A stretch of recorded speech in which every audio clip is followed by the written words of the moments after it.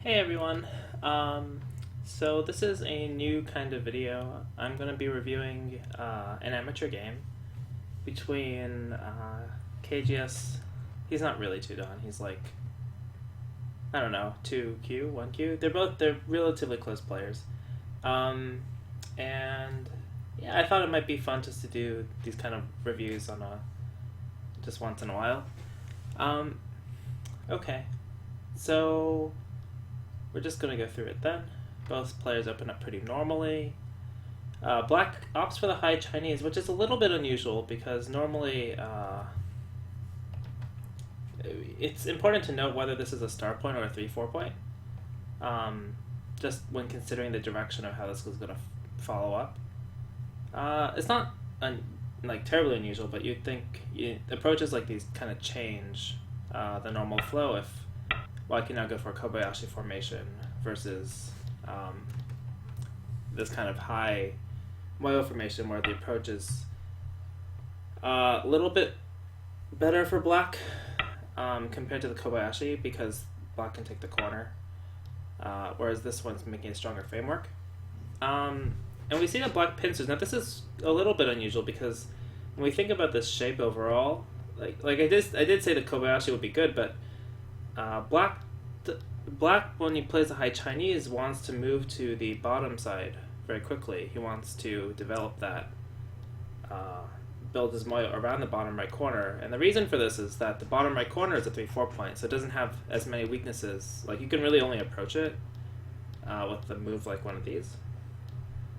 Whereas the 4-4 point as a moyo is harder to build, and you think, okay, what does that have to do with the upper right? But if I was playing black, then you might be looking for some way to take Sente so that you could develop your bottom side, right? That'd be like an idea. But when you start pincering, it might be the case you can't get Sente. So in the game they follow this kind of pattern. And like this is really simplified, but white could just extend if black takes the stone, which is very big. It might be, okay for white to approach here and isolate the Q9 stone and make the original formation, the development around Q9, not quite as efficient. So, little deviation from the normal plan, but this is still fine, generally. They played Joseki and Black Tenekis to, again, develop the bottom, which is what we're looking at. So now it's an interesting time to think about what white should do. The first things I would think about are these stones here. These are a little bit short on liberties. There's a Hana here and a Hana under here. Of course, the other thing is black's developing a moyo in the bottom right. And we have this unopened, unfinished corner in the upper left. That's moderately important because we can imagine if black gets a move in the upper left, like an approach. Now this stone is actually quite hard to use. It's basically like you don't want to get really pressed because like if you Teneki, you're going to be quite cramped and you're going to have to be forced to live in a space like up here. That's not very important or not very valuable because this is already undercut and pressed low. But at the same time, you don't want to have to like play over here basically, because if you follow something quite normal, yes, you settle the corner. This is quite strong, but black living on the left, that disrupts a very large side, and the top was not that important anyway because the stone's already here, reducing what white could get there. So it is rather interesting to see, how is white going to get to this upper left and balance out the rest of the board. So I think in the game white approaches because white's decided this framework's quite big. This to me seems a little early. I would first want to, at least make some headway, because if black encloses this now, you could still come in, and invade this area. Or I'd want to develop the left, and if black approaches here, basically you have some development. So when you invade black later, you still have your own points to fall back on. This would be kind of my inclination. the danger when you invade so early is you invaded, but are you going to be able to get points out of it? You might take away points from black, but black is playing a very influence-oriented game, so it's very easy for black to redirect that potential, whereas white might not get a chance if white's under pressure. This is a very normal move. It's also quite common for black to play like this. You see this sometimes with the low Chinese. I think it's also possible here, but black decides to back off and white attaches. This is all normal. And then white attaches here. So, yeah, so we think about attaching when we want to get strong, right, and prove ourselves. But by itself, this stone is not too close to this wall up here, right? We also have a stone here. It's also not directly connected to the bottom side yet. So it might be a little premature to make the stone strong, because we still could have potential to harass it. For instance, if we just jump, right, like this, and let's say black takes the stone, I guess, I'm not really sure, and then we settle our group, maybe attach once and jump. Now it feels like black is compelled to defend the Q9 stone a little bit, maybe just defend, something very simple. I'm trying to keep it relatively simple variations, because of course when there's this kind of close fighting, there can be a lot of more complicated tactical sequences. But then, this is not so bad for white. You might think that the corner is big and the bottom is big, and this bottom exchange is kind of damaging. But white actually can block here still later, which is quite profitable. If black plays elsewhere, white can pull the stone out. Black can't play here. I mean, black could, but white will live in the corner, which is really big. Because, yeah, this is really big. So then, more likely, black would be like this. But this is also quite a nice endgame from the, from the block here. So, instead of that, when you attach like this, it kind of helps black to get stronger. In the game, I think, yeah, black has this side. That's what black should do. A lot of players, weaker players, would say, I want to separate white and attack. But the thing is, in this kind of position, allowing white to crosscut would give white a lot more options on how to settle on the right side. Whereas just pulling back and letting white settle builds yourself up a much stronger position. And this is already kind of a profit for black to get strong here, because now this area over here is more solid. And it's closer to becoming points or territory. Again, this is a interesting move. White wants to open up the ice space, and black jumps. That's really bizarre. In this kind of situation, you almost always want to Hana. It's like kind of the only move you can consider, other than Tenuki or like a jump. But this is like if you're weak. But here, black has lots of friendly stones on the upper right. So you'd want to Hana and press white onto the right side. And we see like a very simple variation, like just both sides surrounding.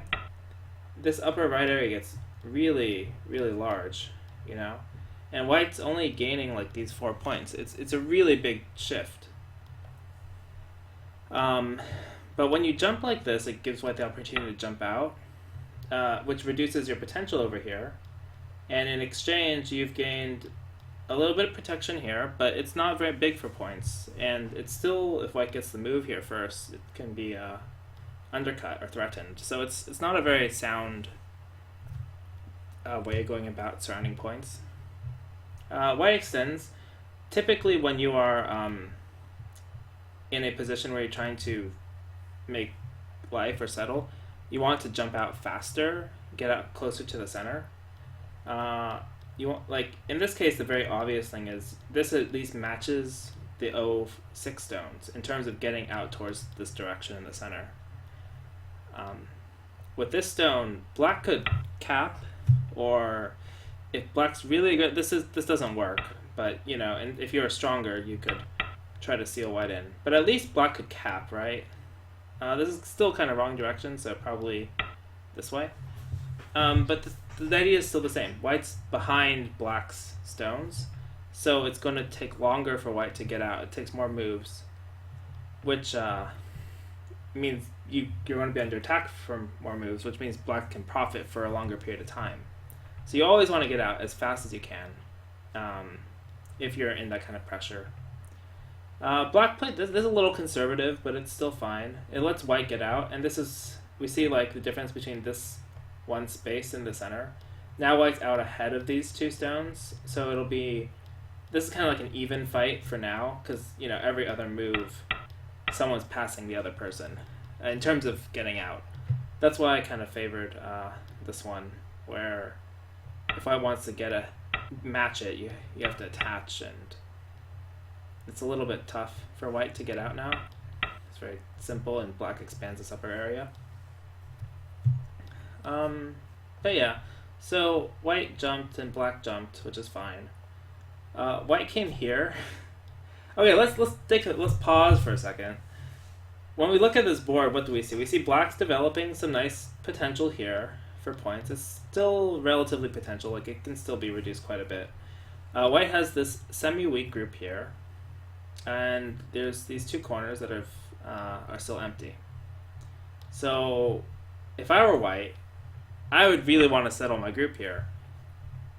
Two reasons. One is, when I pull this stone out back, it makes the invasion down here much stronger. There are no counterattacks against this group once it's alive. Again, this group's not completely alive, but it's like mostly. It's alive, but it can still have some potential harassment.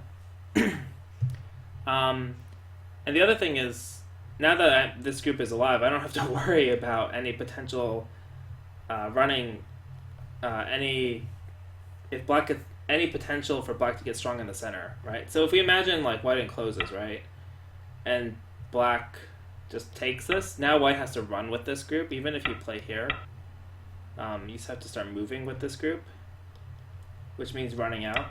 That means any sort of move that has happened in the center here can have a bearing on whether this group can actually move out, and how much pressure it'll be under. So for me, I would really want to settle this group here first, because then I don't have to worry quite a bit as much about the center moves with regards to affecting this group. I could handle them more directly to reduce spaces. And it also makes my invasions on the bottom side a bit stronger. Again, because there's not as much counterattack on the right group. So white decides that white really doesn't want black to get this space. And it feels like, so far, white's plan is, don't let black get the bottom right moyo. Okay, don't let black get this moyo. It's like, you can just destroy everything your opponent has, but if you don't build anything for yourself, you're going to eventually collapse, right? It's really hard to play this kind of go. You might have heard, like, an Amashi style, like, those kind of terms. Those are usually strategies that they do try to limit your opponent's development and potential, but at the same time, you're still building points for yourself. You still want to have your own territory that's very secure. That's usually how those strategies works, is you make very secure areas, and then you go to reduce your opponents. You don't just reduce and reduce and hope that they run out of stuff, because they're never going to run out of stuff. Oh, sorry.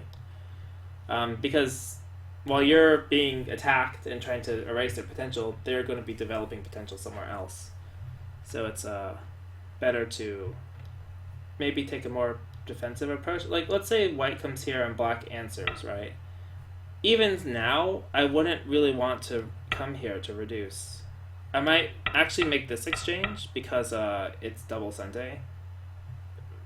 And then I would maybe just enclose this corner, open up some development for myself on the left-hand side, make it so that this upper left corner, like I said at the beginning, if black approaches it, it's going to get pressed down, and then it's hard to develop from it, but you also don't want to leave it because it'll be, threatened, which means black gets free moves. So maybe enclosing here would be nice. Developing the left opens up some possibilities. It makes black a little more reluctant to play f3, right? It's a very big difference. Let's just put a move somewhere. I don't know where. Let's say this. Like, if black plays here, white has to defend on the top. White can pincer too, but the danger of a pincer is that since black has the friendly stones around, it might be a little bit annoying. Or even a very simple variation, right? Black has lots of helpful stones in the center, so this might not end up like in a good place, and it makes these splitting moves more effective against the bottom left corner. And the bottom left is kind of getting isolated because k4 was there. So pincering is kind of tricky. And we see like if white has to defend on the top, and we just follow something very simple. Now the bottom left is really urgent because the bottom left can't develop in either direction, so it has to basically enclose itself right away. Otherwise, you're going to get pushed towards a space that's not very profitable, and you're going to like be under pressure.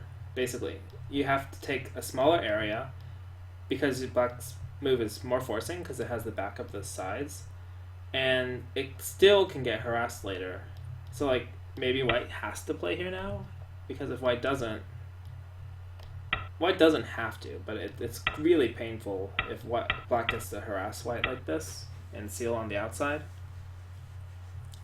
So that's why my direction, like, of course I gave white a pass on the right, but my direction, I would really want to like play something on the left to start developing my own area.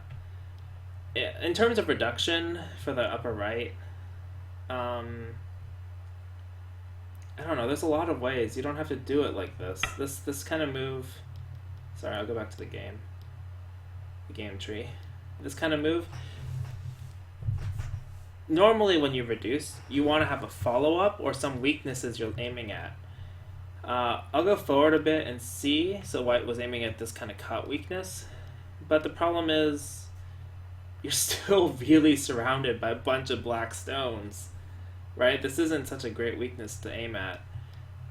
It's true that there's this cut weakness, so maybe something is a bit more severe. I wouldn't do this right now, but if I was looking at it would be like here, because now I can hane, and if black Ataris, I might be okay breaking in like this and threatening the right group. Or I could extend, if black takes it, then I have this ladder, which is really good. But I didn't reduce black much, but if you think about this is really big for the left-hand side. It's really strong, and I already limited black's moyo on the right. But this kind of move, it's not clear what the follow-up is, at least to me. I don't see what white is aiming at, and judging by the game result, I don't think white had a particular variation in mind. So we have this, so we made this reduction. This gained a little bit for white, like 2 points. But now these stones are kind of a liability. So as white, what do we do now? Let's just pretend the bottom right is settled. Let's just say that this exchange is made so we don't have to worry about it. Because I still think that's a very important area. Now we have to decide, how do we handle this invasion now that it's failed? It's really hard to give up these stones because we basically have taken a loss. So if we don't do something with the stones, or we invested in them, right? We gave black more strength, this attacking stone, these moves, in exchange for putting our stones there. So if we don't get something out of them, we're kind of at a loss. At the same time, part of me really just still wants to come here because it's still, to me, like a really big area. Because I really want to develop my own space before trying to mess around with my opponent. But yeah, so we should try to do something with this. What do we do, right? That's like kind of hard. Well, the first thing you should look at is the shapes. So this shape, this has some cutting points here, right? These are not a very good shape. And this relationship is also quite far, so it can be split. Okay, what else? These are a little bit short on liberties. These are a little bit short on liberties, but nothing too bad. So with those two things in mind, we have to like figure out a plan, right? If we just run, black's going to profit, which is again why I think save it for later. Just take a big point, save it for later. But if we do want to do something here, that's what white played. we should look at maybe trying to isolate J13. It has a hard time on both sides. Also, L16 is short on liberty. So what if we pushed here, right? If black Han is, and we go here, is this so bad? The squeeze doesn't work, right? Because we can always Atari. Or we could also extend here, but just Atari and take the 2 stones. That's not too bad. That's actually really profitable. It does make black stronger, but it's really profitable. So it doesn't seem like black can resist this too easily. If we go here, can we push? Might be hard to push. But if we step back and defend, well, we could always cut, right? And then push. And even if black does this whole squeeze thing, black can't block because then we extend and take.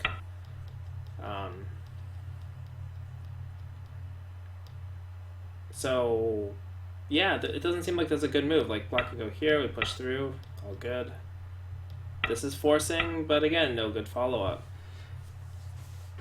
So, I would be tempted to go here. If black comes out, maybe just jump. Like, there are some weaknesses here, but I'm worried about our liberties.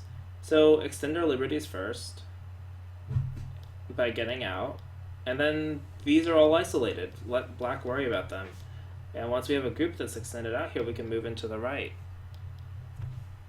Those would be my kind of like thoughts for how to make shape here. White tries something fancy to limit the 2 stones, but my feeling is like, does this really work? So like, maybe black just defends their shape. And then you come here, maybe, okay, that's not bad. Maybe you get a good exchange in first. In the game, black decided to take this 1 stone and take the bait. So white's pretty happy because, you know, white gets the whole top side now. White really should extend. It's important to extend your liberties. We're very tempted to take these stones, but you really don't want to get short on liberties. If black comes here, you're threatening a ladder, right? With this move, we can see it's a ladder. So white's forced to extend down. If you're greedy, basically, and want to Hane, black can double Hane, right? If you Atari, it doesn't matter, black connects. You're still short on liberties. Liberties are so important because now you're getting pushed all the way over here and black's wall is amazing. And you've gotten 16 points at the top. Not very impressive. Black tried this. This is a funny move. Okay, at first this looks really good because if white comes out here, oh, white did come out here, then black can Hane and squeeze this group for extra profit, which is I guess what happened. I guess not. Atari first and Hane again. White basically should come back here and then black can connect and have really strong shape on the outside. If you're greedy, then connect, but then you take Gote, so, you know, black's happy with the potential in the center and we're limiting white. So what white should have done is just extend down. White already made a mistake by playing K16, but this is not too bad because black would have to come back to J15. If we do some Tewari analysis, it's like black played here, white extends down, which is the proper move, and then black played here, which is in its own right decently big, but it's Gote. White doesn't have to answer here or something. Again, I don't know where I would play, assuming this exchange, maybe just defend the corner, but, you know, white could handle the shape decently well. So we continue from here. Black squeezes. I don't know why black didn't follow up there. Maybe thought this was very big, threatening the bottom right. And white, you know, has been following the strategy of really not wanting black to get these roughly 30 points and then another like 10 here. So white comes in. I don't know why white came in. It's so big to cut Atari here. It totally changes the dynamic of the upper side and of the development on the left to get this Atari in. You know, so now this Atari is no longer as big a deal. Like, there's this, but you could always just take. yeah, so I don't know. This might look like a small move. It's even bigger than like this, right? Because black can come here, or black can Atari and double Hana to limit the top, which limits the left, right? You see that this space is not secure once black gets some strength here. So yeah, so white came into the right. White's being very greedy. I know that she doesn't normally play like this. I know white, she doesn't play like this normally, but maybe she was just really unhappy with black's shape that day. So white comes over here. I don't know what white's trying to do, to be honest. Like, it looks ugly, but what if black just connects? I don't know what white's going to do. And here's the really terrible thing about this kind of strategy. Even if you miraculously make life in here, I mean, black would do this, but just pretend you miraculously made life in here. Because you have to make exchanges like this, you're actually losing like, maybe not quite as many, but you're losing almost as much, if not more, giving black this endgame. Or, this cut, right? Like, look at how big this area gets. So normally we really don't want to play like this. But yeah, even if black just connects, I don't know what white does. Black wanted to make white heavy, so white took the opportunity to play endgame. So to me, this sounds like white decided, oh, this was a bad idea. I'm just going to play the endgame, give him the stones, and play elsewhere, which sounds to me like a good strategy. Maybe we come back and play this Atari. But no, white decided that they still wanted to move these stones out and reduce black. The other thing is, if you notice, black's like really, really strong here now. Pretty much alive. If white just plays elsewhere, right? Or I could play this thing. If white just plays elsewhere, or black plays elsewhere, I'm sorry. If black just plays elsewhere, these stones, like, they have to run. Well, sure, black gave up these points, but black's going to be making so many more in the meantime. Like, this is... No one will play like this. This is super simplified and conservative. But, what black can outline an area that's just as big as what white is reducing. And yeah, there's some danger, like, here, but worst case, you're just going to connect up.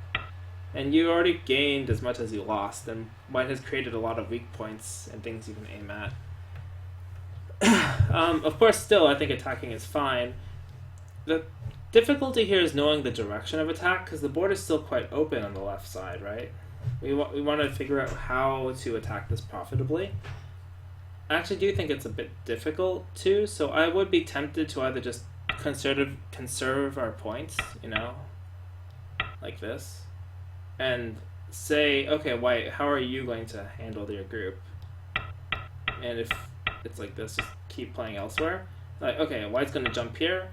Well, I set up these stones here so I can block this side. That makes sense. The danger is if we do that before, like play a move here, maybe we don't get Sente, right? Like, we just move out, and we're like, oh, we have to defend this, maybe. Then black gets this Atari and plays here. Our wall might not be too useful. So it'd be better to set that up beforehand. Black chose this direction, I'm not entirely sure why.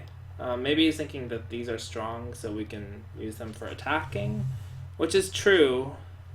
I feel like if white jumps out to the left, I don't know what the next move is going to be. Oh, okay, and then black came back here. If we're going to do this, why not just do it from the start, though, Play here first, get white's reaction. Maybe you can do something now with that response. Not entirely clear what the plan is to me. Okay, more peeping, making white heavy.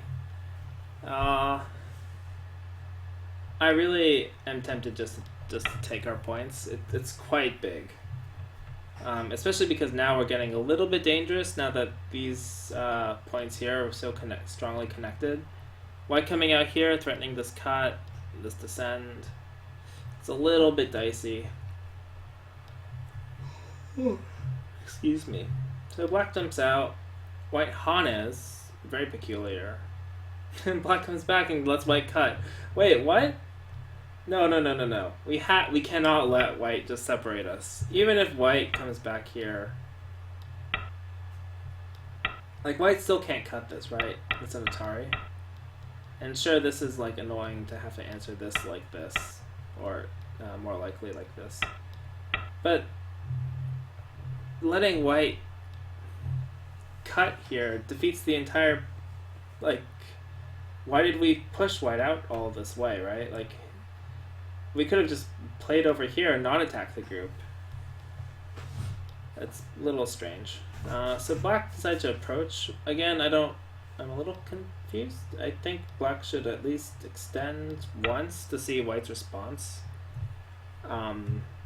Or cut, right? Like, this cut is really severe. If you don't see it, like, black comes out like this and then extends here. White has to push out like this, and it's kind of game over. The ladder is not working because of the G10 stone. So this cut is actually really severe. Even though white, cut the stone off, the cut here works, which black should immediately take advantage of, and white should immediately capture this stone to, make it so you're going to push and fight with the strength here or net, try to make it loose net, but to make that group secure. But white answered here, which is normal locally, but not the most urgent place, I guess. And now we're playing endgame. So it depends how you look at this group. Like, this could be a living group, or it could be an unstable group. To me, this looks really unstable. You're surrounded by black stones everywhere, and I don't see definite eyes. This connection is actually... This connection between these three and this one has some weak points. I'd really want to just take away the base like this or something. This seems very unstable. But if you view it as live, then endgame makes sense. This is still the bigger in terms of endgame too, but not entirely sure. This is a normal sequence. It's a little interesting. We might choose something like this normally if we want to make some eye shape. But white maybe didn't like the peeps, so played more solidly. And it looks like this group is dead. I actually know what happens. I've reviewed this game before. This group lives by white. It really shouldn't. But the game is basically decided by this life and death. But I don't think that's important. I don't even want to look at it because it's not important to what we were discussing. I'll just let you know the group lives. It should have died, clearly, and leave it at that. The more key thing is to focus on these early developments, like not being greedy of our opponent's spaces, always willing to be playing elsewhere, handling our groups, and again, a lot of it is playing elsewhere. Like, we look at this attack and we say, how do we profit from it? It's not clear. Just leave it for later. Or, it's not clear, let's take our profit now and not have to worry about it. And that's basically what this game was. White was really jealous of stuff. White was just really jealous of black everywhere. And so prematurely came into places. Black felt under pressure, so always played locally. Up until the point where black should have played locally. Which was here, and then again not cutting here. Like, at this point, black should just play locally. Yeah. I am a little bit concerned about this cut. I wasn't looking at this earlier. I mean, if white goes here, black will just save it. It's fine. Seems like black's okay though. Like, even if you just turn. As long as you prevent the connection and then extend here. It seems like white can't win this race. 3, 4, 5, 2, 3, 4, 5. Yeah, it doesn't seem like white can win this race with the inside and the other inside. Yeah. Anyway, okay. Well, thank you for watching. I hope it was helpful or informative. And yeah, I was thinking of doing these kind of on a regular basis, something a bit more relaxed and maybe more applicable to people's games. I felt like the next Move series might have been a little bit advanced and a little bit. I know a lot of people like that. I'm still trying to figure out what kind of content is best suited for a lot of people because there's a lot of range of skill levels and not a lot of Go content. So yeah, if you have any ideas, drop them by. Be very receptive.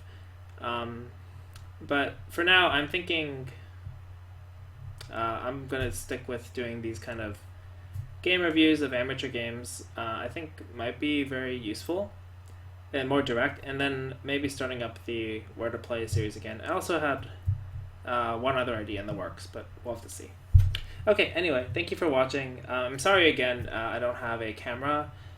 For some reason, my laptop camera is broken, so until I have some money to spend to get a camera, and maybe some editing software, this is the quality. I'm sorry about that, but I hope that the quality of the information and the game itself is useful. So thank you, and see you all next time.